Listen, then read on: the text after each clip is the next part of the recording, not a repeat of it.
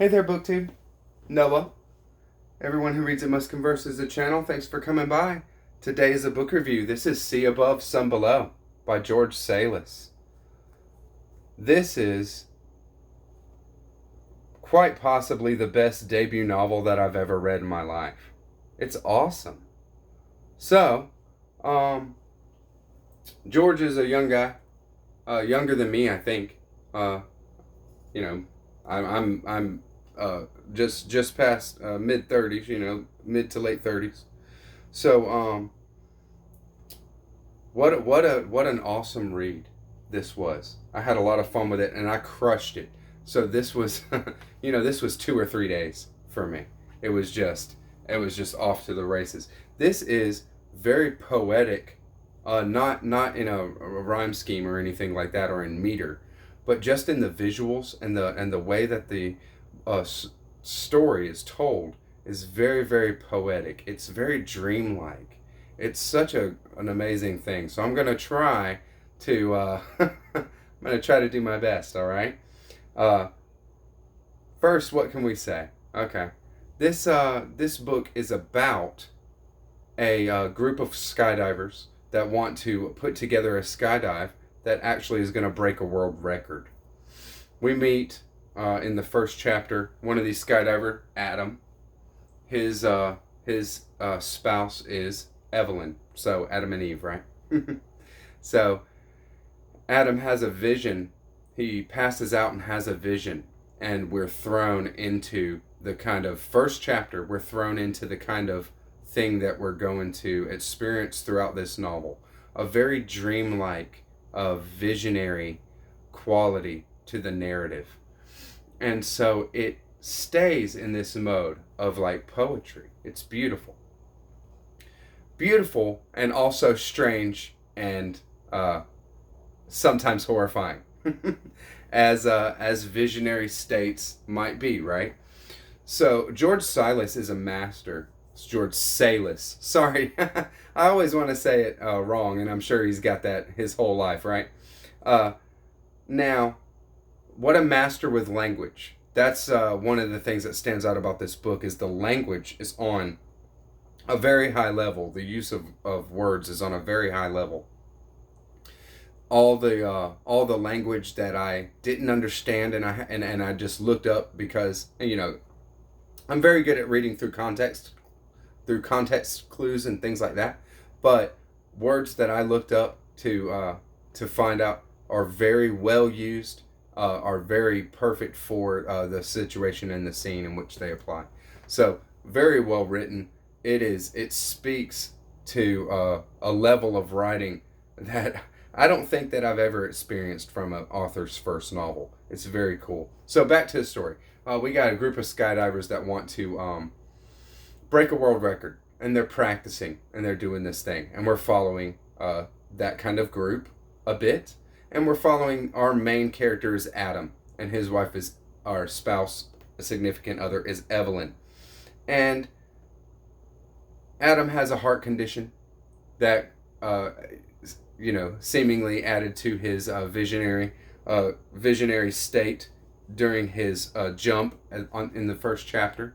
Evelyn has a very tortured past that causes her to reinvent herself. She's reinvented herself probably many times over. And so they have a very wonderful relationship in the book. And then we're off to the races with this story. We follow a little bit of the different skydivers. We follow a lot of the very human story of Adam, and more pointedly Evelyn, his woman, is a very human story. A story of you kind of follow her coming back to her family, visiting her estranged father, and then you have a kind of a future where we see their son, Adam and Evelyn's son, these kind of things. So we see a very human life play out, but the happenings and the kind of stuff that we find on the page is very much weird fiction, all these kind of visionary stakes, metaphorical scenes. What is written on the page is not necessarily metaphor, but the scenes themselves and the things that are in there speak to metaphorical ideas, and it is very, very beautifully done. And just to give a kind of example, so some of the chapter headings here are Greek personages like the Hydra, Arachne, the Phoenix, things like that.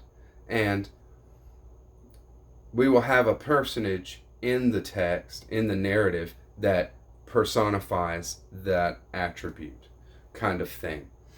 There is no shortage of weird scenes and dreamlike, beautiful nightmares kind of thing that comes out in this. It is very, very, very cool how it happens. Okay, so in the introduction there, Leaf by Leaf did a review on this as well. Probably put it a bit more eloquently than I did. So I'll go ahead and link his review as well in the description box. And he wrote the introduction for this edition right here. Small press out of Slovenia did this pocketbook. So this edition, he's writing that, and he even calls out a couple of movies, Darren Aronofsky's movies for sure, The Fountain, Mother, that it reminded him of it, and I definitely concur with that. The thing is the amount of imagery and just visuals you get by reading this is very, very awesome, and I can't speak to it enough. But it didn't really remind me of Aronofsky's work. I love Aronofsky, but I got, in the way that the scenes work out and how weird they are and things like that, I kind of thought of Melancholia by Lars von Trier.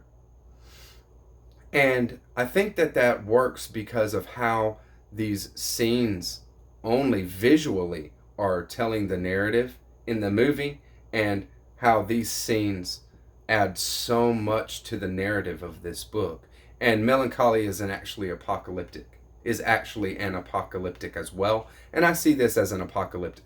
Not so much as an apocalyptic of fire and destruction, but an apocalyptic of transcendence, a time for a new age, a revelation of a new age, a new time. So the other movie that this kind of brought to mind for me was Midnight Special by Michael Shannon, if you've ever seen that movie. It's a very beautiful movie. So, for real, I can't speak to it enough, and I'll just read a little bit, the little opening quotes that George Salis used here. First is from the book of Isaiah, Isaiah 14:12. How you have fallen from heaven, morning star, son of the dawn, you have been cast down to the earth. And then a quote from A Very Old Man with Enormous Wings by one of my favorite authors of all time, Gabriel Garcia Marquez. The doctor, he couldn't resist the temptation to listen to an angel's heart, and he found so much whistling in the heart and so many sounds in his kidneys that it seemed impossible for him to be alive. What surprised him most, however, was the logic of his wings. They seemed so natural on that completely human organism that he couldn't understand why other men didn't have them also. Gabriel Garcia Marquez, what an amazing writer. And that actually has a very pointed theme for this book, because these skydivers are not flying, but they're falling, and their absolute dream, I guess, would be to fly, to be able to get on the wings, be on the wing. And there's no shortage of Greek mythology, alluding to Greek mythology, personages in this book. There's no shortage of Judeo-Christian themes that come from, Adam and Evelyn, of course, and you'll see right off the first chapter. But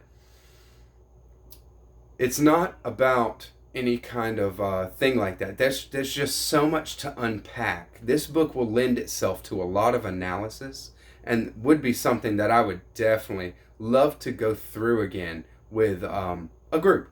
If somebody wants to get into it. And George has been just a great guy. We have a cool little Instagram, an Instagram back and forth going. And so I would love to put together a little group if some people want to get together and reread it. There's a lot to unpack in this book. And I think that it would lend itself to a lot of analysis. It would be really, really fun. I read it so fast that I'm sure there's a lot of connective tissue between the different narratives that we're following that, I saw and I glimpsed a little bit, but to work it out and to actually see the depth that this book can go, that would be really, really fun. And I think that it would lend itself to that very, very well. So, I've said my piece as far as what I think about it. It is a very, you can read it very fast paced, a lot of action, just these amazing visuals, but also with a critical read, I think that it would bear a lot of fruit. And so I'm going to read the back here. Upside down lightning, a group of uncouth skydivers, resurrections, a mother's body overtaken by a garden, aquatic telepathy, a peeling snake priest, and more. Sea Above, Sun Below is influenced by Western myths, some Greek, some with biblical overtones, resulting in a fusion of fantastic dreams, bizarre yet beautiful nightmares, and multiple narrative threads that form a tapestry which depicts the fragility of characters teetering on the brink of madness. A good starting point.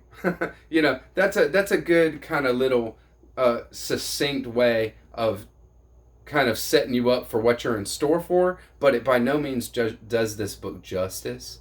I think this is definitely the kind of book that you have to experience for yourself. You can't I can't do it justice by saying, a little bit about it anyways. So, wonderful deal. I will leave the link to the small press that does this pocketbook, the small edition that you can get. I think I paid like $10 for it. Nothing to it. And one of the most enjoyable reads that I've had in a very long time. Very, very fun. And this actually is published by an American press as well, Riverboat Books. I think they're out of Wyoming, if I'm not mistaken. But I'll leave the link to that one as well. There's a trade format as well for this. I think it goes for $17 or something like that. But Sea Above, Sun Below. Hope you enjoyed it, Book 2. Y'all give me a holler. Let me know what you thought about my review. And shout out to George Salis. Thank you, guys. Bye-bye.